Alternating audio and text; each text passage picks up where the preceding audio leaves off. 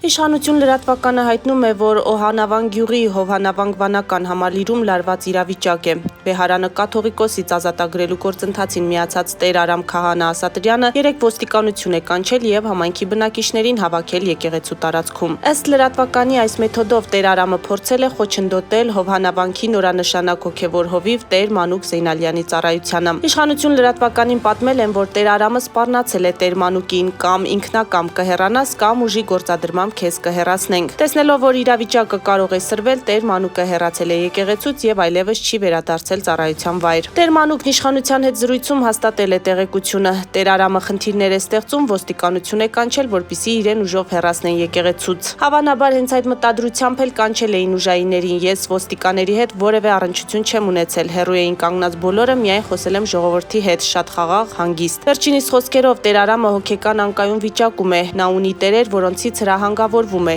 Նույնիսկ զարմացա, որ այդքան ոստիկաների էին կանչել։ Ես ժողովրդին խոստացա, որ չեմ գնալու։ Եթե պիտի իմ կողմից այնտեղ գնալը խժդժություն հրահրի, ես չեմ գնա, հավելել է Տեր Մանուկը։